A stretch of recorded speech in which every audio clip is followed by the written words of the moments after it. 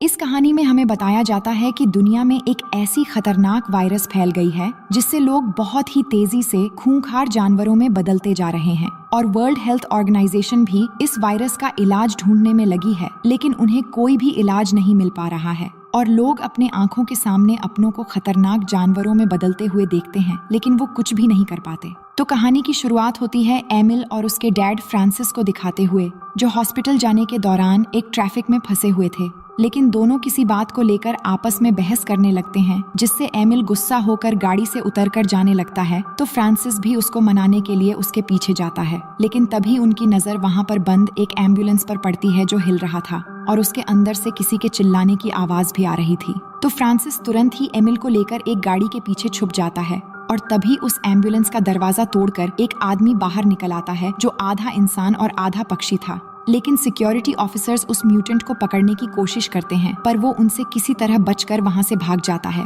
इसके बाद फ्रांसिस और एमिल डॉक्टर से मिलने हॉस्पिटल पहुंच जाते हैं, जहां एमिल की मॉम लीना की इलाज चल रही थी और वो इसी हॉस्पिटल में एडमिट थी। असल में वो भी एक म्यूटेंट में बदलती जा रही थी और पिछले कुछ सालों से दुनिया भर में बहुत सारे लोग भी धीरे धीरे म्यूटेंट बनते जा रहे थे और ये म्यूटेंट्स कुछ समय के बाद बहुत ज्यादा आक्रामक भी हो जाते थे।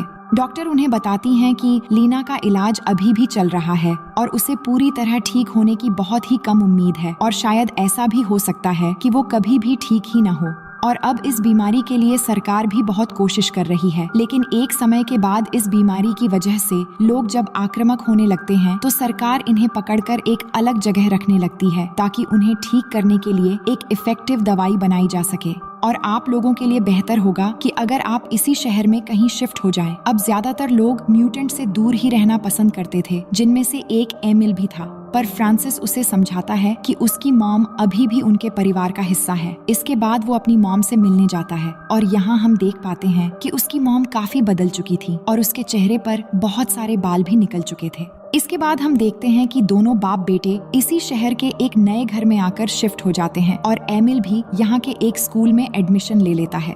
अब स्कूल में एमिल का पहला दिन है, इसलिए टीचर सभी स्टूडेंट से एमिल का इंट्रोड्यूस करवाते हैं। तो नैन्सी नाम की एक स्टूडेंट एमिल के मॉम डैड के बारे में पूछती है, जिस पर वो बताता है कि उसके डैड एक शेफ है और उसकी मॉम की डेथ हो चुकी है। जिसके बाद नैन्सी को अपनी बातों पर गिल्टी फील होने लगती है, तो वो एमिल को सॉरी कहती है, जिससे नैन्सी की बिहेवियर देखकर एमिल को वो मन ही मन बहुत अच्छी लगती है। अब इसके बाद एमिल स्कूल के बाद घर पहुंचता है और हम रात का सीन देखते हैं, जहां मौसम खराब होने की वजह से बाहर बहुत तूफान हो रहा था, जिससे उनके घर की बिजली भी चली जाती है और तूफान की आवाज से एमिल की भी आंख खुल जाती है। तो वो उठकर जब खिड़की के पास आता है, तभी अचानक उसकी नजर बाहर एक म्यूटेंट पर पड़ती है जो उनके घर के अंदर झांक रहा था, लेकिन अगले ही पल वो म्यूटेंट वहाँ से गायब हो जाता है। फिर अगली सुबह रात की तूफान की वजह से जो पेड़ घर के सामने गिर गया था, दोनों मिलकर उसे हटाने लगते हैं। तभी फ्रांसिस को एक इमरजेंसी कॉल आती है, जिसके बाद वो तुरंत ही गाड़ी लेकर एक जगह पर पहुंच जाते हैं,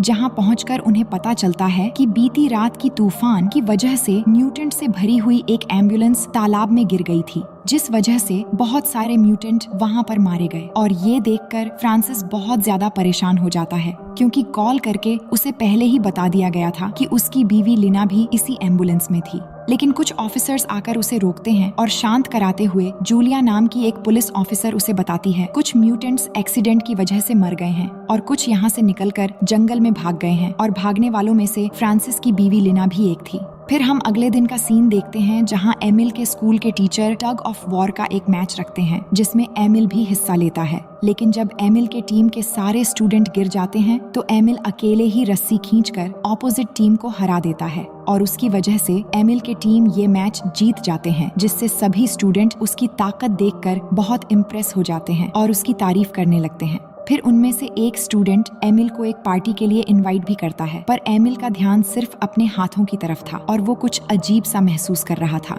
इसके बाद वो तुरंत ही अपने घर चला आता है, जहां वो अपने नाखून के अंदर किसी चीज को देखकर बड़ी मुश्किल से उसे निकालता है, जिससे उंगली से खून निकलने लगते हैं। इसके बाद जब वो अपनी टी शर्ट उतारता है, तो वो देखता है उसके पीठ का आकार भी धीरे धीरे बदलता जा रहा है और अपने अंदर इतने सारे बदलाव देखकर वो बहुत ज्यादा घबरा जाता है। इसका मतलब था कि एमिल भी अब एक म्यूटेंट बनने लग गया है। वहीं फ्रांसिस जब सुपरमार्केट में सामान ले रहा था तो उसकी मुलाकात जूलिया से होती है। तभी उन्हें अचानक किसी के चिल्लाने की आवाज सुनाई देती है। असल में एक कस्टमर ने किसी म्यूटेंट को देख लिया था और ये जानकारी मिलते ही जूलिया अपनी टीम को पूरा स्टोर खाली करने के लिए कहती है। लेकिन फ्रांसिस उस म्यूटेंट को ढूंढने लग जाता है तो जूलिया भी उसके साथ आने लगती है और फ्रांसिस को लग रहा था कि शायद ये म्यूटेंट उसकी बीवी लीना हो सकती है। पर जब वो उस म्यूटेंट को देख पाते हैं तो वो बस एक लड़की थी जो मछली खाने आई थी। लेकिन तभी वो लड़की उनके ऊपर सामान गिरा के वहाँ से भागने लगती है तो जूलिया उसके पीछे पड़ जाती है। पर वो लड़की जूलिया के ऊपर चीजें फेंकते हुए भागना शुरू कर देती है। लेकिन फिर भी जूलिया उसे जंप मारकर बहुत ही आसानी से पकड़ लेती है, जिसके बाद पुलिस वाले उस म्यूटेंट को एम्बुलेंस से लेकर चले जाते हैं। फिर हम अगले फ्राइडे का सीन देखते हैं जहाँ एमिल अपने दोस्तों के साथ पार्टी में गया होता है और वहाँ सभी मिलकर बहुत एंजॉय कर रहे होते हैं। तभी अचानक से एमिल को शराब की वजह से परेशानी होने लगती है, जिसके लिए नैन्सी उसे एक दवाई देती है। पर एमिल अजीब तरीके से उसके हाथ को चाटते हुए उस दवा को लेता है और उसकी ये हरकत देखकर वहाँ बैठे उसके सभी फ्रेंड्स उस पर हंसने लग जाते हैं। अब अपना मजाक बनते हुए देखकर एमिल को काफी ज्यादा शर्म आ रही थी, इसीलिए वो तुरंत वहाँ से उठकर जाने लगता है और फिर भागते हुए पास के ही एक जंगल में चला जाता है। अब अगली सुबह जब उसकी आंख खुलती है तो वो खुद को एक लेक के पास पड़ा हुआ पाता है। वो तुरंत ही अपने घर की तरफ निकल पड़ता है और जल्दी से घर के बाथरूम में पहुंचकर टी शर्ट उतारकर खुद को चेक करने लगता है और तभी उसे एहसास होता है कि उसके मुंह में कुछ फंसा हुआ है। तो उसके मुंह से एक पंख निकलता है, जिसका मतलब है कि रात को उसने किसी चिड़िया का शिकार किया था। फिर थोड़ी देर बाद एमिल और फ्रांसिस जंगल में लीना की तलाश के लिए निकल जाते हैं, जहाँ रास्ते में एमिल अपने पिता से पूछता है कि जब उसकी मॉम एक क्रीचर में बदल रही थी तो उन्हें कैसा महसूस हो रहा था। जिस पर फ्रांसिस कहता है उसे तो कभी भी कुछ अजीब नहीं लगा, वो बस थोड़ी सी बदल गई थी। पर वो आज भी लीना को अपनी बीवी मानता है।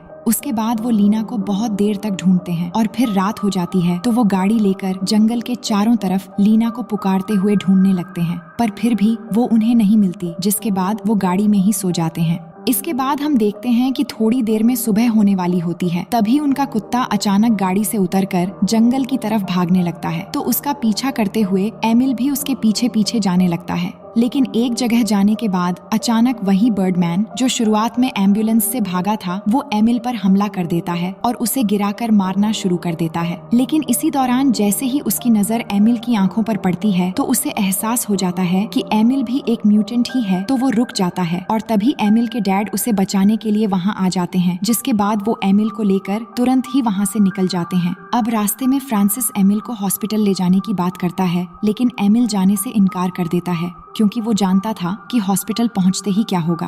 तो इस बात पर दोनों में बहस शुरू हो जाती है कि इसी बीच अचानक गाड़ी के आगे एक घोड़ा आ जाता है, पर फ्रांसिस सही समय पर ब्रेक लगाकर कार को संभाल लेता है। फिर वो देखते हैं कि वो एक राइडिंग स्कूल के पास पहुंच गए हैं, जहां एक म्यूटेंट ने कुछ घोड़ों पर हमला कर दिया था, इसलिए ऑफिसर जूलिया और उसकी टीम वहीं पर मौजूद थी।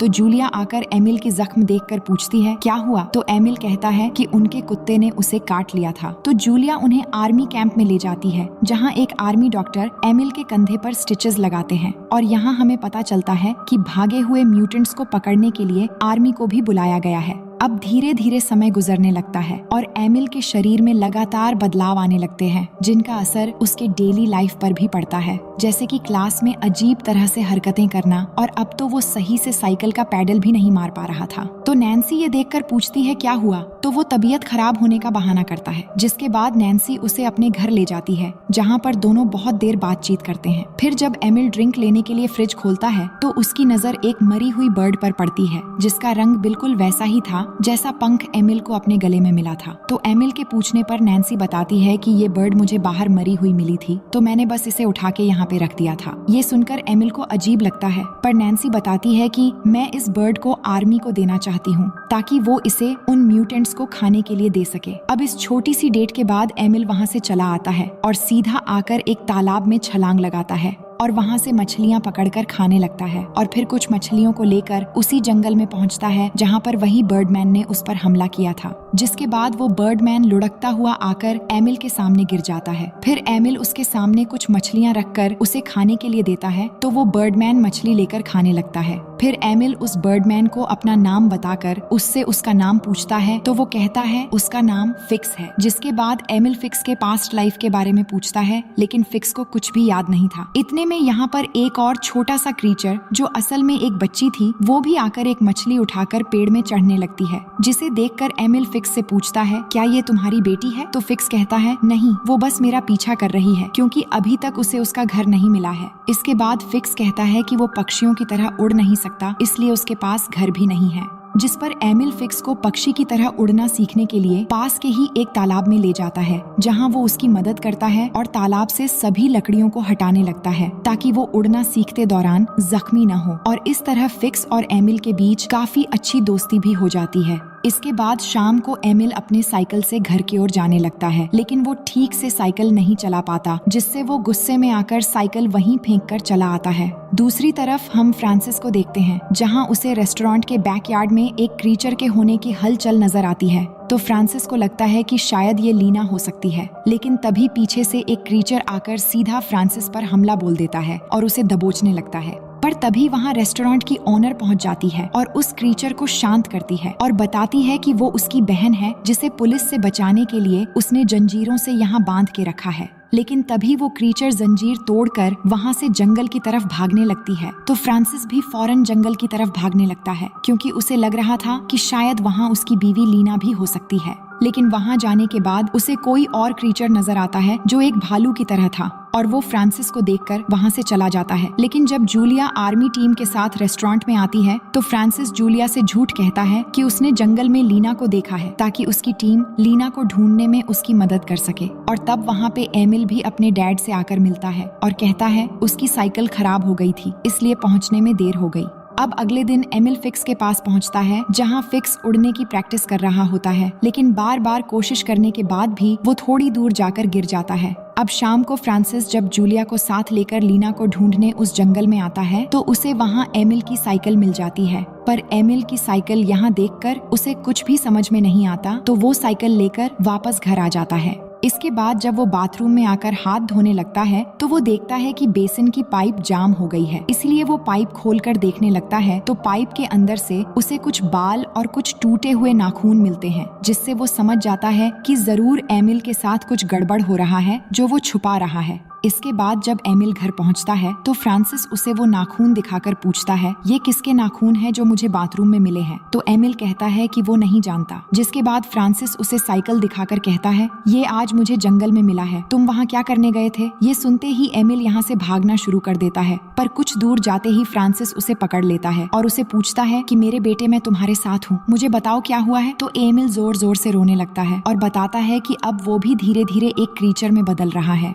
फिर अगली सुबह नाश्ता करते दौरान फ्रांसिस एमिल को समझाता है कि दोनों मिलकर कोई न कोई रास्ता जरूर निकाल लेंगे, लेकिन फिलहाल पुलिस से बचने के लिए एमिल को अपने नाखून और बाल काट के रहना होगा, जिस पर एमिल भी मान जाता है। फिर अगले दिन एमिल फिक्स से मिलने जंगल में पहुंचता है, लेकिन आज फिक्स कुछ भी नहीं बोल पा रहा था। वो एमिल को कुछ कहने की कोशिश करता है, पर इसकी आवाज सिर्फ बर्ड की तरह ही निकलती है और अब वो उड़ने भी लगा था, यानी कि अब फिक्स पूरी तरह से एक क्रीचर में बदल चुका था। इसके बाद वो एमिल को उड़ के भी दिखाता है, जो देखकर एमिल भी बहुत खुश हो जाता है। अब इसी रात को फ्रांसिस आकर एमिल से पूछता है, तुम सारा दिन कहाँ थे? मैंने तुम्हें कितनी बार फोन किया, तुम्हें अब ऐसे ही बाहर नहीं घूमना चाहिए। इसी दौरान उसकी नजर एमिल के नाखूनों पर पड़ती है, तो वो एक कैंची लेकर कहता है कि तुम्हारे नाखूनों को काटना पड़ेगा। लेकिन एमिल नाखून काटने के लिए तैयार नहीं होता और जब फ्रांसिस जबरदस्ती करता है तो एमिल फ्रांसिस के हाथ पर काट लेता है, पर कुछ देर बाद वो फ्रांसिस को छोड़ देता है और फिर बाहर चला आता है। अब बाहर आने के बाद उसे नैन्सी मिलती है, जो उसे अपने फार्म हाउस तक साथ जाने के लिए कहती है। तो एमिल भी मान जाता है और दोनों एक साथ बातें करते हुए जाने लगते हैं और बातें करते करते वो एक दूसरे के बहुत करीब हो जाते हैं और वहीं पर इंटीमेट हो जाते हैं। इसके बाद एमिल जब वापस आता है कि तभी उसका विक्टर नाम का एक दोस्त उससे मिलने आता है। विक्टर को असल में पता चल चुका था कि एमिल भी एक क्रीचर में बदल रहा है, इसलिए वो एक हाई फ्रीक्वेंसी डिवाइस निकालकर एमिल के पास आकर आवाज रिलीज करने लगता है, जिसे सुनकर एमिल को तकलीफ होने लगती है और एमिल ये सहन नहीं कर पाता और तभी वो विक्टर को थप्पड़ मार देता है। जिससे उसके गाल पर जख्म हो जाता है और वो चिल्लाने लगता है। और विक्टर की आवाज सुनकर आसपास के आर्मी ऑफिसर्स और पुलिस जंगल की ओर बढ़ने लगते हैं। वहीं एमिल विक्टर को थप्पड़ मारने के बाद उसी जंगल के आसपास ही था, लेकिन वो समझ जाता है कि आर्मी और पुलिस इसी जंगल में किसी क्रिएचर को ढूंढ रहे हैं, तो वो घबराकर भागना शुरू कर देता है। लेकिन एक पुलिस ऑफिसर थोड़ी दूर से जंगल में किसी को भागते हुए देखकर गोली चला देता है, लेकिन तभी वहाँ फिक्स आकर उस पुलिस ऑफिसर को मार देता है। वहीं नीचे से एमिल भी फिक्स को देख लेता है और दोनों यहाँ से भागने लगते हैं, लेकिन पुलिस भी उनके पीछे पड़े हुए थे और बहुत दूर भागने के बाद एक जगह से पुलिस फिक्स पर गोली चला देते हैं, जिससे वो नीचे गिर जाता है। और ये देखकर एमिल उसके पास जाता है, लेकिन एमिल उसे बचाने के लिए कुछ नहीं कर पाता और वहीं पर फिक्स अपना दम तोड़ देता है। अब पुलिस वहाँ पहुँच पाते उससे पहले एमिल वहाँ से भाग जाता है। इसके बाद हम एमिल को देखते हैं, जो अभी भी जंगल में ही था और जंगल में चारों तरफ भटकने लग जाता है। और इस दौरान वो जंगल में बेरीज तोड़कर खाता है और तालाब में भी नहाता है और इस तरह वो 4-5 दिन जंगल में ही गुजार लेता है।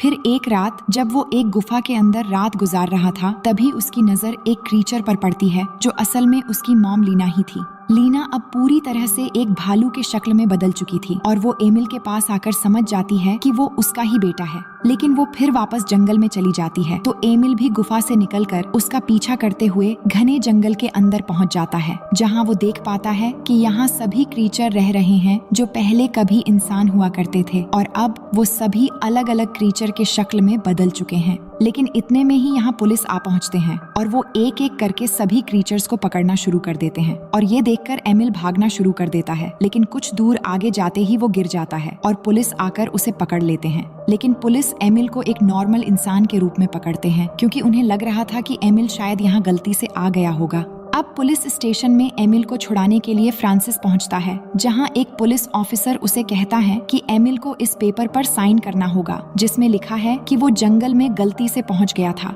लेकिन साइन करने के लिए जब वो पेन पकड़ता है तो साइन नहीं कर पाता और इस वजह से एमिल गुस्से में ऑफिसर के सामने गुर्राने लगता है और इसकी आवाज पुलिस ऑफिसर भी सुन लेता है। पर अपने बेटे को बचाने के लिए फ्रांसिस उस ऑफिसर को धक्का मारकर गिरा देता है और फिर वो खुद ही उस पेपर पर स्टैंप लगाकर एमिल को लेकर यहाँ से निकल जाता है। अब रास्ते में एमिल अपने डैड से कहता है कि वो अब घर नहीं जाना चाहता, बल्कि वो जंगल में रहना चाहता है अपनी मॉम लीना के साथ, क्योंकि वो उससे मिला था और वो भी उसी जंगल में है और वही पुलिस भी इनके पीछे पड़ चुकी थी। लेकिन फ्रांसिस भी समझ चुका था कि उसे एमिल को जाने देना चाहिए, क्योंकि ये उसकी दुनिया नहीं है और अब वो सिर्फ जंगल में ही खुश रह सकता है। इसलिए वो गाड़ी जंगल की तरफ मोड़ लेता है और पुलिस बैरियर को तोड़ते हुए उस जंगल के एकदम बीच में पहुंच जाता है और वहाँ गाड़ी रोककर एमिल को जंगल में चले जाने के लिए कहता है। पर इस समय फ्रांसिस की आंखों में आंसू भी थे, मगर उसे पता था कि वो अपने बेटे के लिए अब कुछ भी नहीं कर पाएगा। जिसके बाद एमिल जंगल में चला जाता है